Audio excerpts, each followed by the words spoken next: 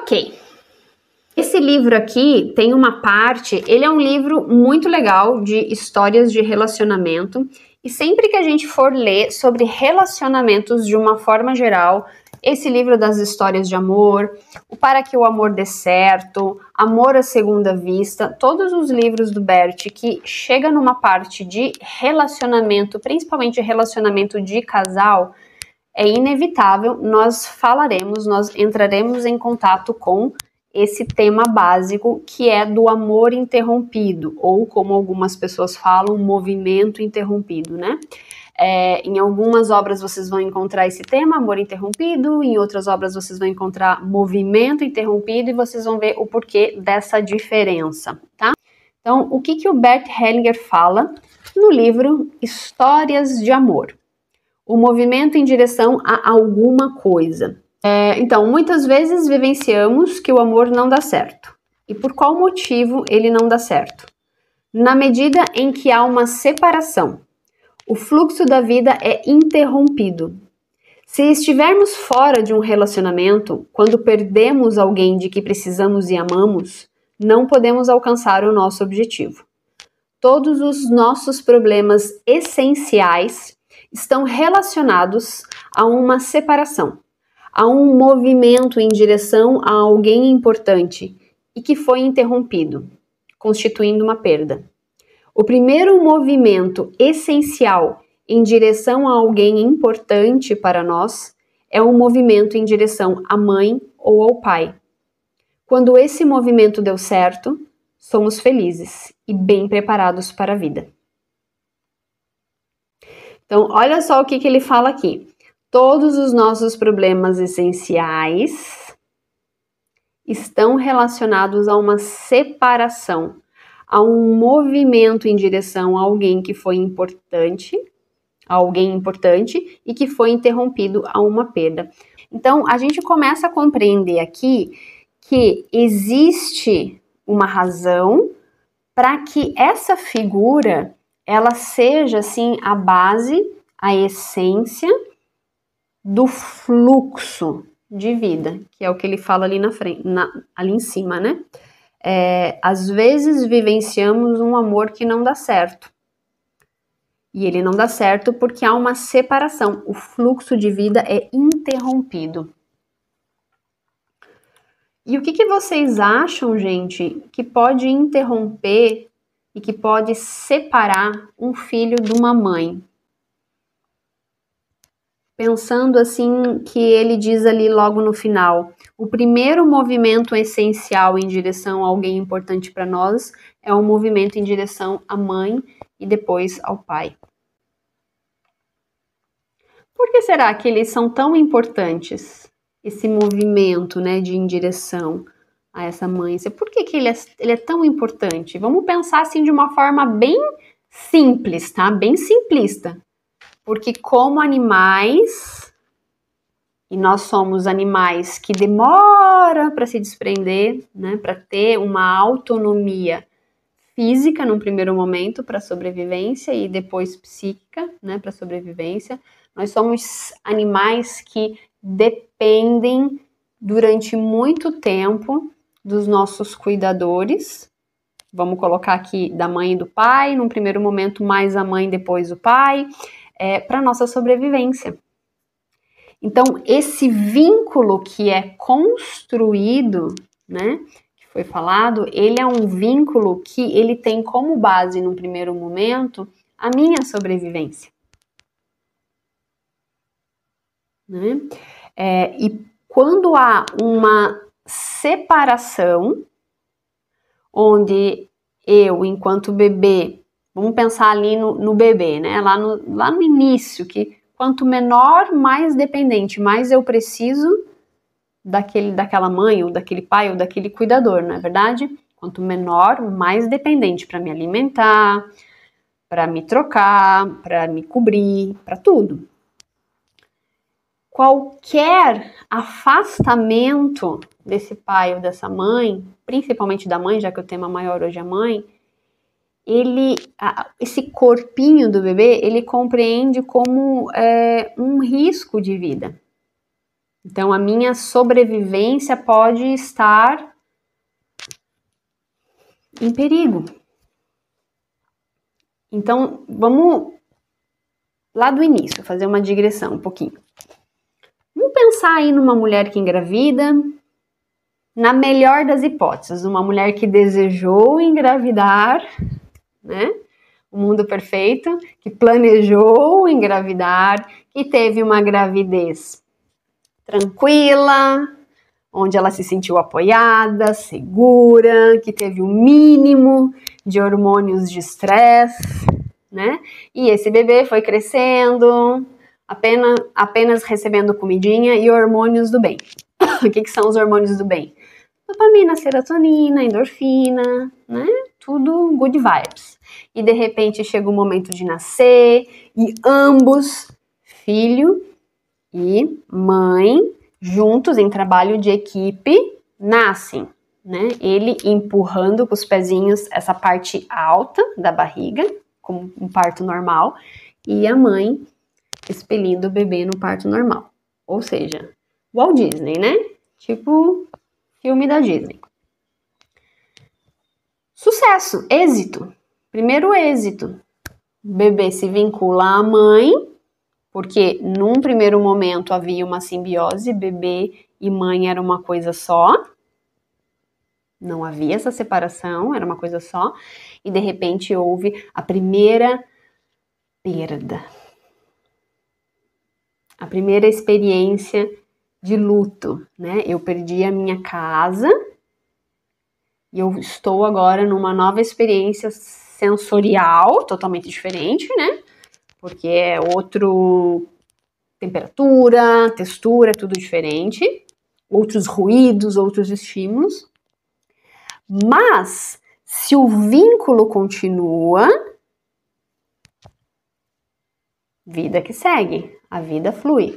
Agora, se há uma separação, essa mãe pode falecer no parto, pode ter uma negligência médica e ela acaba indo às pressas para uma cirurgia, quase morre, ou esse bebê quase morre, né? E ele tem que passar por uma cirurgia, ou ele acaba indo para incubadora, ou ele é dado para adoção.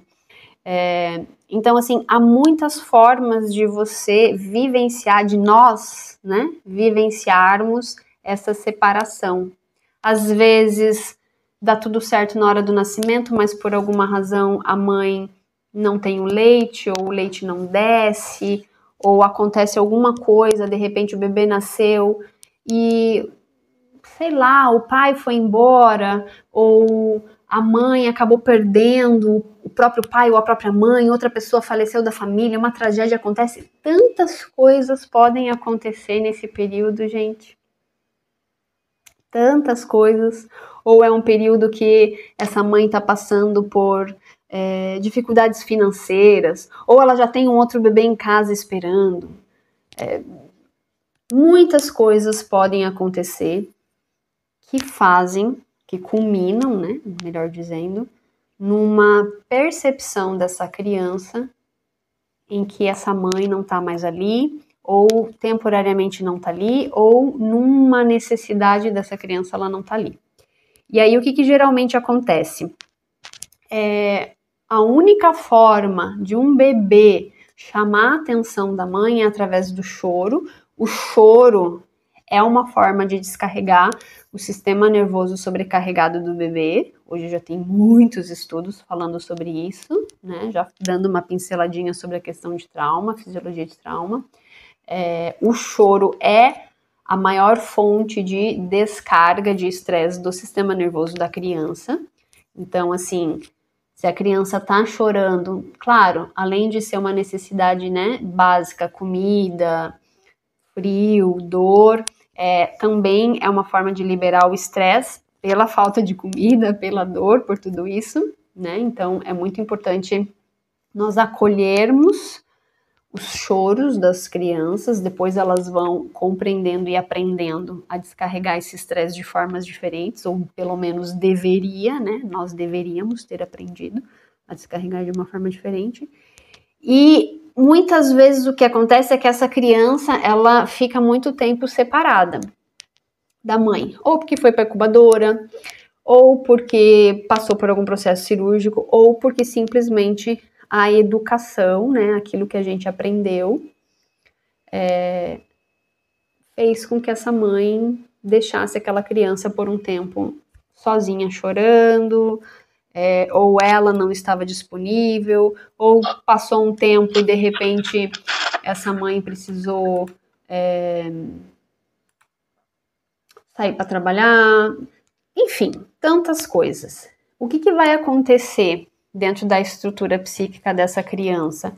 Ela vai compreender, ela vai entender que a maior fonte de proteção, de nutrição, de segurança, aquilo que depende, né, a vida dela, foi embora. Porque a criança, ela não tem ainda essa noção de tempo, né? Ela não tem essa noção de que, tá, a mãe só foi trabalhar, daqui a pouco ela volta, como a gente tem, né? Não existe isso, não tem isso ainda desenvolvido na criança. Para ela é algo muito extenso, muito grande, muito doloroso. Então a tendência é que essa criança comece a se fragmentar, a gente chama, né, nas terapêuticas de trauma. Ela vai dissociando, se desconectando dela mesma. Em vários níveis, E essa separação e essa desconexão de si mesma e posteriormente da mãe, o Bert chama de movimento interrompido. Porque a criança tinha uma necessidade ainda dessa simbiose e por alguma razão essa simbiose foi dissolvida, houve uma cisão, mesmo que tenha sido momentânea, mesmo que tenha sido por força maior. A maioria das histórias foi por força maior, né, gente? E esse movimento precisa ser reconstruído para que esse fluxo de vida, como diz ali no texto, ele volte a acontecer. Caso contrário, a gente vai ter sempre uma sensação de desconexão, de falta, sabe essa coisa? Parece que falta alguma coisa. Por quê? Porque é a memória da minha primeira perda. Então falta alguma coisa. E aí, gente, o mundo é o limite, né? Essa falta eu posso preencher de diversas formas destrutivas. Vícios estão aí para preencher faltas, relacionamentos abusivos estão aí para preencher falta, autodestruição está aí para preencher falta. Nossa, doenças às vezes, né?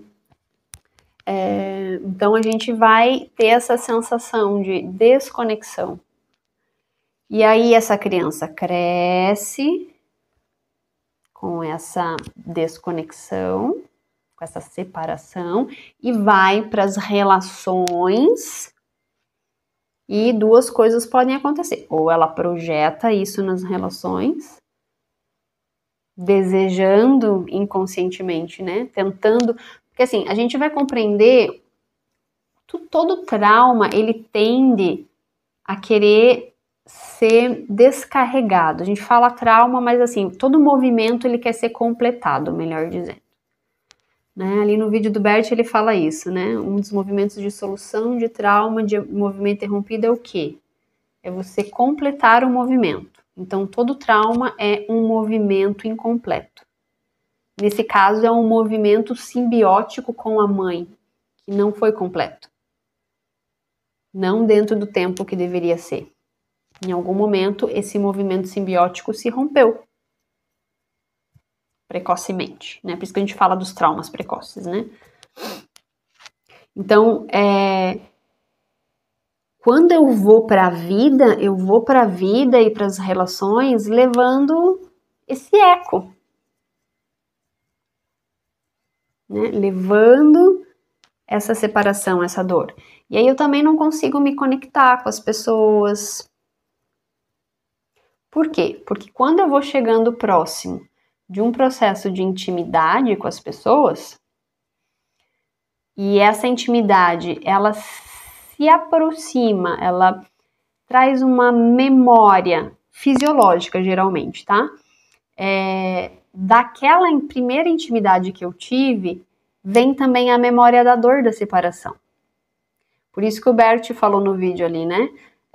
Então, vem sentimentos positivos, vem sentimentos negativos, e o trauma é curado, o movimento é concluído quando os sentimentos positivos se sobressaem. Então, quando eu tô num movimento, por exemplo, eu vou para o meu parceiro, eu quero um parceiro, uma parceira, e eu quero intimidade, não só uma relação, eu quero intimidade, vulnerabilidade, eu quero ser quem eu sou, poder ser quem eu sou. Só que, para eu ser quem eu sou, eu vou fazendo esse movimento de aproximação, e eu vou me despindo.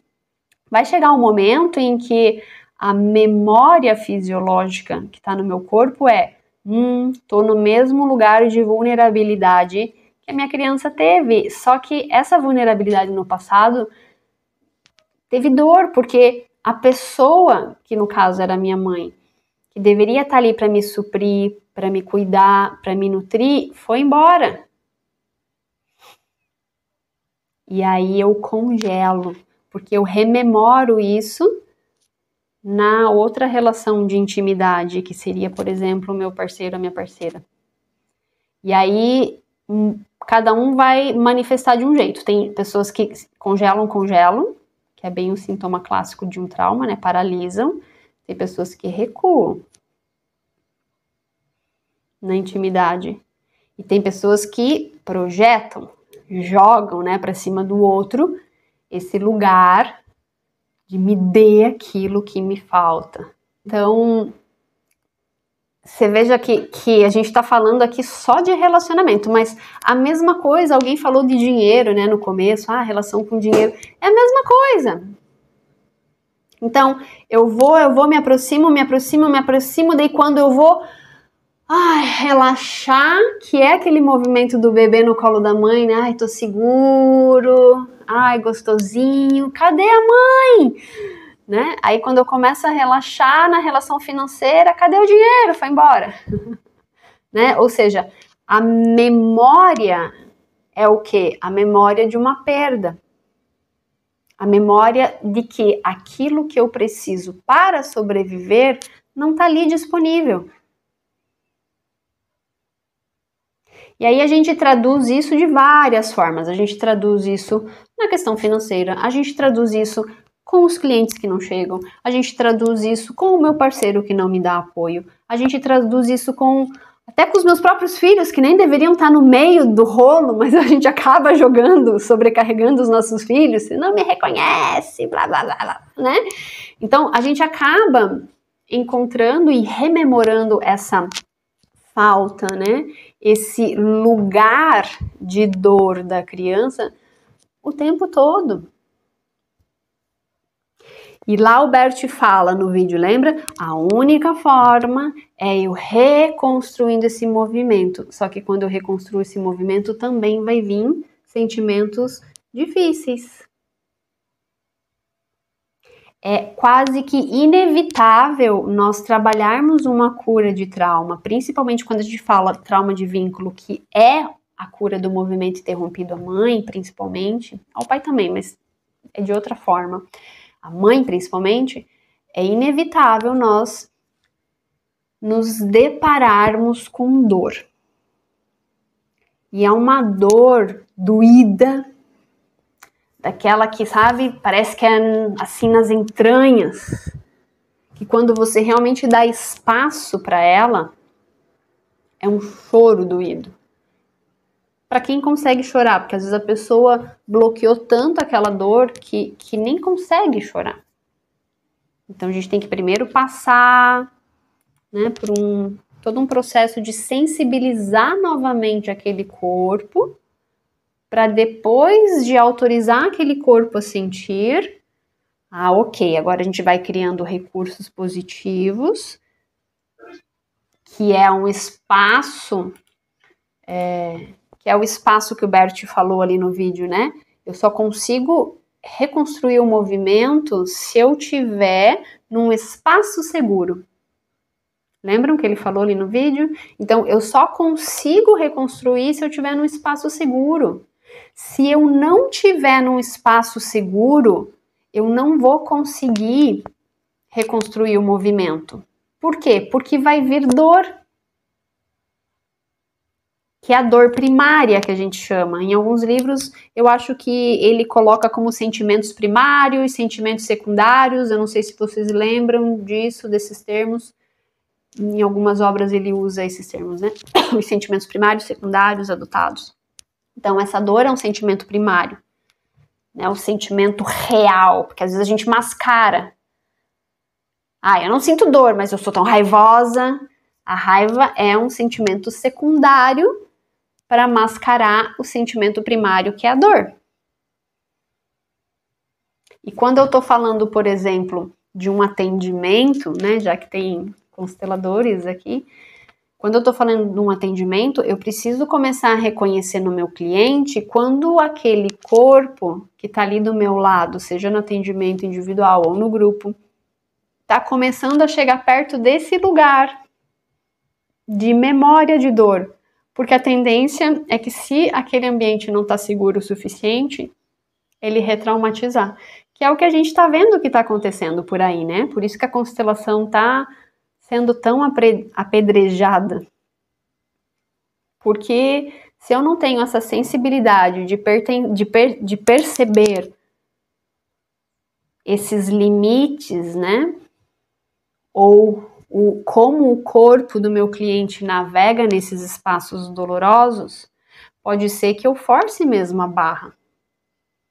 E aí eu vou retraumatizar o cliente, ele vai sair mal. Que é diferente de sair mexido. Via de regra, a gente sai mexido da constelação, mas não necessariamente a gente sai mal. Não deveríamos. Vocês compreendem? Então, esse movimento de ir em direção à mãe é um movimento de dizer: mamãe, tô com fome, mamãe, tô com frio, mamãe, tô com xixi, ou eu quero o colo, ou eu tô sentindo tantas coisas no meu corpo que eu não sei o que é isso. Me ajuda, chora. Né? Quem que tem filho aqui? Vocês sabem do que eu tô falando, então, né? A gente foi filho, a gente sabe, né? A gente lembra da nossa infância. Então, esses choros, esses apelos, eu sempre trago como choro, mas na verdade é esse apelo, né? Ele tá muito ligado com isso, com essa simbiose. Eu ainda dependo de você. Eu dependo, mas é uma dependência real, porque sem você eu de fato não vou conseguir viver. A única diferença é que o Bert não usa esses termos, né? Simbiose, dependência. Ele usa esse fluxo da vida. Vocês vão encontrar esse termo, né? Do fluxo da vida. Que aí vem através da conexão, do vínculo, do amor. São os termos, né, que ele usa bastante aqui nas obras. Aqui nesse livro que eu mostrei para vocês, eu separei duas partes, só pra gente refletir juntos, né? Quanto mais estável é a mãe, quanto melhor ela se sente, tanto mais a criança é capaz de cuidar de si mesma. Crianças seguras de sua vinculação, que é isso que a gente falou até agora, conseguem conectar-se mais facilmente com seu ambiente, porque podem prestar menos atenção ao estado de sua mãe. Essas crianças sabem que a mãe está presente e sabem também que ela está ali justamente quando for necessário. Quando estiverem atribuladas, poderão buscar essa mãe para relaxarem e se restabelecerem emocionalmente. Em contraposição, as crianças inseguras de sua vinculação é muito mais difícil se relacionarem com seu ambiente, porque uma grande parte de sua atenção se volta para a mãe. que não é bastante estável e confiável para permitir que a criança fique tranquila e a tire do alcance dos olhos por muito tempo. Então, a mãe, para elas, se torna uma constante fonte de tensão. Isso deixa as crianças permanentemente estressadas, sem saber como acalmar os seus sentimentos desconfortáveis de medo, raiva e dor. Uma coisa que a gente percebe é que uma mãe que tem uma história traumática vai ter muita dificuldade de se vincular ao seu filho. Então, vamos pensar assim. A gente acabou de falar que quando o bebê, por alguma razão, se separa, né? Se desconecta da mãe, isso cria um trauma de vínculo, certo? E que lá no futuro ele vai ter dificuldade dessa conexão profunda, né? Que eu dei esse exemplo. A mesma coisa vai acontecer, eu dei o exemplo com o parceiro, mas a mesma coisa vai acontecer com o filho. Então, a hora que eu for ter um filho, que é uma experiência não só de muita intimidade, mas de muita vulnerabilidade também, há uma grande tendência dessa mãe reviver o trauma de vínculo dela. Só que agora ela está num outro papel, agora ela está no papel da mãe, mas não quer dizer, porque a criança está habitando aquele corpo ainda, a dor ainda está ali. Então ela não consegue conectar com o filho. Então é muito comum, por exemplo, quando uma mãe chega e diz: ah, eu não consegui amamentar. Como é que foi a tua história com a tua mãe? Provavelmente ela não conseguiu ser amamentada, ou ela foi separada precocemente da mãe. É bem comum. Ou quando tem, por exemplo, casos de: ah, pois é, eu tive um filho e tive depressão pós-parto. Não conseguia ficar perto do meu filho. O que aconteceu? Que lá no início você se separou da tua mãe. E aí a gente vai começando a perceber o que o Bert quer dizer com: na medida em que há uma separação, o fluxo da vida é interrompido. Né? Que é a frase que eu li para vocês. Claro, o fluxo da vida, pensando no macro, que vem lá dos ancestrais, a vida vai vindo, vem dos avós, né? A biologia, o corpo foi criado. Mas a vida, aquilo que anima, que dá força, que dá saúde, fica truncado. Então essa mãe já não consegue se conectar com esse filho, desse filho também não vai conseguir se conectar com seu filho, e assim continua. Vocês já leram aquele livro A Mãe da Mãe de Sua Mãe e Suas Filhas? É um livrinho assim, ele é um livro fictício, mas é muito interessante. Cada capítulo é uma historinha de uma mãe com uma filha e remonta a história do Brasil. Então começa lá com a primeira mãe, índia, quando começa a chegar os colonizadores, né? E aí vai passando, cada capítulo é a história de uma mulher que era filha, né? Até chegar nos tempos atuais. É uma história de ficção, mas é muito interessante, porque é toda baseada em coisas que de fato aconteciam, né, naquela época. Então você começa a ler e se diz: uau, tudo foi muito mais difícil do que a gente pinta. Tem muita violência, tem muita desconexão, tem muito estupro, tem muito abuso, tem muito tudo. Canibalismo, né? Haviam algumas tribos que eram canibais. Então, assim, que DNA é esse que tá aí? É muita coisa. Então, quando a gente começa a compreender e olhar para essas coisas no macro, agora enquanto adultos, nós podemos tomar uma decisão de dizer: bom, então eu escolho agora reconstruir esse movimento dentro de mim. Às vezes eu tenho a possibilidade de reconstruir fora. Quem tem ainda sua mãe, né, viva e que tem uma certa intimidade, você pode fazer um movimento com ela, né? Até vou dar algumas dicas em relação a isso. Mas se não tem, ou se ainda é uma relação às vezes abusiva, porque pode ser, né? Ou ela já faleceu, ou ela tá muito longe, enfim, você pode começar a construir isso dentro de você. Sim. Uma coisa muito importante, gente, eu sei que, né, tem mães aqui, muitas de nós, eu arrisco dizer que todos nós, arrisco mesmo, tá? Tem algum tipo ou algum nível de trauma de vínculo com as nossas mães. Então, assim, é uma coisa muito importante quando a gente começa a trabalhar trauma, e isso diverge um pouquinho da forma como o Bert trabalhava. Foi uma das coisas que me motivou a buscar me especializar cada vez mais no trauma, porque eu sempre achei a constelação, em certo nível, um pouco agressiva, vamos colocar assim. E hoje eu compreendo que não há uma necessidade dessa agressividade. É diferente de uma postura de relação terapêutica, de ordens de ajuda, é diferente, tá? Mas eu posso perceber o limite do meu cliente, o meu próprio limite, e todo o trabalho de trauma, ele precisa ter um alto índice de compaixão. E não forçar o movimento. Porque se eu forço o movimento, agora falando no nível bem prático, tá? Assim, praticamente de supervisão, assim.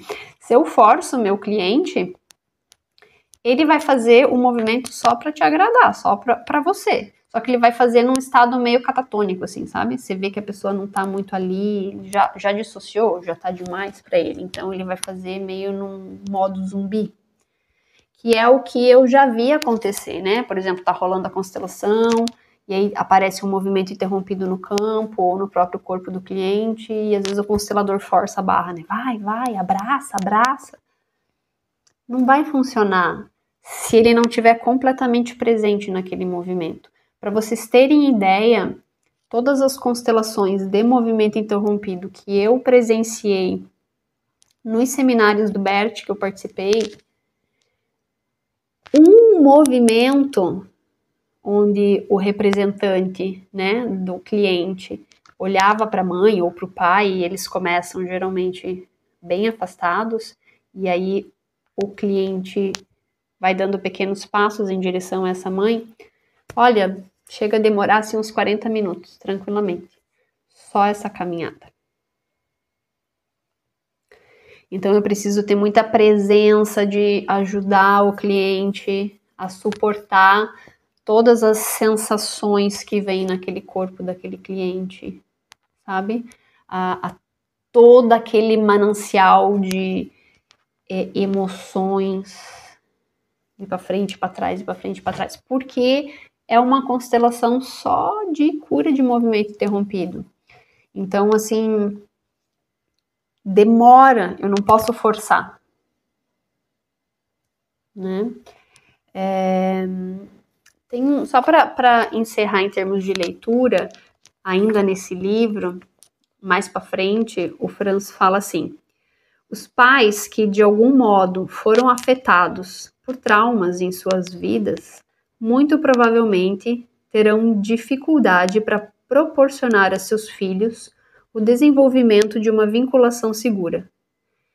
Em lugar dela, nascem vínculos inseguros e altamente ambivalentes, em que a busca ansiosa de proximidade se alterna com a tendência de evitar e recusar a aproximação. Quem já sentiu isso? Ai, eu quero, mas não quero, tá bom, mas tá ruim, né? Ai, eu não sei, tava bom, mas de repente começou a ficar desconfortável. Eu quero tanto alguém, mas ai, não vem. Ou sei lá, né? Tantas outras sensações que... Já tá difícil. É muito comum, né? Eu lembro que quando eu passei pelo meu divórcio em 2014, foi uma separação bem difícil. Na verdade, eu e meu irmão... Coitada da minha mãe. Coitada, não. Perdão, não é nada de coitada, você é muito grande. Eu e meu irmão voltamos para casa dela, temporariamente, porque eu não queria ficar na minha cidade, enfim, e o meu irmão, naquela época, não tinha condição financeira de morar sozinho, então nós dois estávamos, os dois separados, acabados na casa da minha mãe. E eu lembro de uma tarde específica que ela não sabia o que fazer para me ajudar. Num quarto era meu irmão chorando, porque meu irmão canceriano do jeito que é, né? Ele chorava mais do que... E no outro lado, eu, assim, um pouco perdida, sem saber o que fazer também. E ela chegou, sentou na cama, assim, eu tava assistindo, sentou na cama, ela disse, Aline, eu não sei o que fazer. E eu falei, eu quero colo. Foi a primeira vez que eu pedi colo pra minha mãe, com 30 anos. Aí eu deitei no colo dela, e eu lembro que ela fazia assim, imagina que, né, tem alguém deitado, aí ela fazia assim. Ela não conseguia ter o movimento de colocar as mãos em mim. E eu olhando assim de rabo de olho. E eu falei, nossa, a minha mãe não consegue, ela quer e não consegue. Isso me emociona até hoje, porque a gente evoluiu muito a nossa relação, muito absurdamente. E naquele momento eu falei, mãe, você não precisa fazer nada. Só de estar aqui deitado, já tá assim, ótimo. E aí ela meio que relaxou, assim, sabe? Eu lembro que ela relaxou e com as mãos do lado, assim, na cama, ela não conseguia me tocar. E eu depois fui compreendendo, na medida que eu fui me especializando em trauma. Minha mãe passou por muitas cirurgias, porque ela teve... ela nasceu com as pernas tortas. Tem um nome para essa doença, né? Eu não me lembro como que é. Onde a criança nasce com as pernas tortas e daí vai fazendo as cirurgias. E hoje eu compreendo que mesmo que ela quisesse, com a quantidade de trauma que ela passou, principalmente por conta das cirurgias, ela não consegue se conectar. Ela tá muito dissociada dela mesma, né? Então, o tomar a mãe, o fazer o movimento de ir à mãe, tem a ver com isso também. Você consegue olhar além e perceber que aquilo que talvez você deseja não é aquilo que você vai receber, e isso não significa que o amor não flua. Esse amor que o Bert fala, não é aquele amor, a minha mãe não me ama porque ela não me fala coisas bonitas. Não é esse amor que eu tô falando. É o amor, esse nível de amor, o amor que o Bert diz que é o fluxo da vida. Quando eu consigo olhar e olhar além. E perceber, uau, ela não tinha como ser diferente, ela não consegue, e é isso. Então, quando a gente começa a compreender esse verdadeiro tomar e o verdadeiro movimento de ir em direção a, que vocês vão encontrar em todas as obras do Bert, não significa ir exigir coisas da minha mãe, pô, me dá carinho, fala com amor comigo. Não. Ir em direção àquela que a vida escolheu com todas as suas limitações. E também vai ter ali o teu pacotinho de aprendizado. A gente não sabe, né, o que são essas coisas que organizam as vidas e as famílias, né? Temos teorias, mas a gente não sabe. Então, assim, trazer essa compreensão é os passos diários que eu faço e que eu simulo na constelação. Porque esse movimento da constelação de colocar uma pessoa, né, de se colocar na frente da mãe e ir caminhando em direção à mãe na constelação, é um simbolismo para trabalhar bem o teu corpo, trabalhar toque. A gente precisa trabalhar toque, precisamos trabalhar terapêuticas focadas em corpo, né, para curar trauma. Então é uma forma de trabalhar isso. Mas no dia a dia, se eu tenho oportunidade, eu também vou fazer esses movimentos. Eu vou visitar a minha mãe, vou abraçá-la, fico um pouquinho mais no abraço. Então, oi mãe, tudo bem? Eu abraço ela, abraço minha mãe e na hora que ela for soltar, eu fico mais um pouco. Microsegundos. Experimentem fazer isso, né? Que é o abraço de contenção que a gente fala. E cada vez que vocês for, vai se despedir, tchau mãe. Segura, quando ela for soltar, segura mais um pouco. Sim, facilita a compreensão. Você saber que aquela mulher, antes de ser mãe, é uma mulher, é um ser humano, a gente pode ter a opção, porque é uma escolha, de olhar diferente. Isso não significa, e isso eu deixo muito claro, principalmente nos cursos de trauma, isso não significa que eu não vou validar o que eu sinto. O que aconteceu. Eu preciso validar. Eu preciso validar o que acontece dentro de mim, as minhas sensações, os meus sentimentos, tudo. Porque senão eu vou me desconectar cada vez mais, né? Pertencimento, tudo faz parte, né? Inclusive os meus sentimentos. A diferença é que, como adulto, eu agora busco outras formas de nutrir aquilo que, enquanto criança, não foi possível da forma como aquela criança entendeu. Ou como aquela criança queria que fosse. E talvez mesmo agora, depois de adulta, não vai ser possível. Essa é a grande sacada. Mesmo depois de adulto, pode ser que não seja possível. E o que eu vou fazer com isso? Primeiro, eu preciso reconhecer e perceber em que momento da minha vida houve uma interrupção de movimento. Foi lá na gestação? Talvez minha mãe queria um menino, veio uma menina. Talvez minha mãe só engravidou porque ela queria prender o meu pai. Não sei. E aí já começa uma sensação de inadequação. Sou errado, era para eu ser menino. Já é o primeiro trauma de identidade que a gente fala. E aí depois eu sigo para outras coisas, tá? Na gestação, o que eu sei é que a minha mãe me queria, blá blá. Mas e daí como é que foi o parto? O parto foi relativamente tranquilo, ou ela não sabe, ou não lembra, ou não tá mais aqui para perguntar. Como é que foi a minha primeira infância? E aí eu vou fazendo essa investigação dos meus primeiros anos, para eu perceber em que momento houve uma interrupção do fluxo da vida, né? Como o Bert fala nesse livro das Histórias do Amor. E se eu olhar as minhas relações atuais, quais são as minhas relações mais íntimas? Pode ser feito de trás para frente também. Pega hoje, quais são as suas relações mais íntimas? Sei lá, parceiro, parceira, filho, ou às vezes até pode pegar aí algumas amizades mais íntimas, não sei, escolha aí algumas. E perceba qual é o padrão. O que se repete nessas relações. Se existe uma carência, se existe uma exigência, se existe uma falta de algo. O que você percebe? Como você se sente? Você consegue se sentir completamente seguro, solto, relaxado? Onde você pode ser você, autêntico, ou não? Você percebe que você meio que se adapta. Se adaptar é um sintoma traumático. Eu me adapto para ser aceito, porque ser eu não dá. Não posso mais chorar, porque se eu chorar, minha mãe não vai vir me resgatar. Eu tive que ficar quietinha, não incomodar.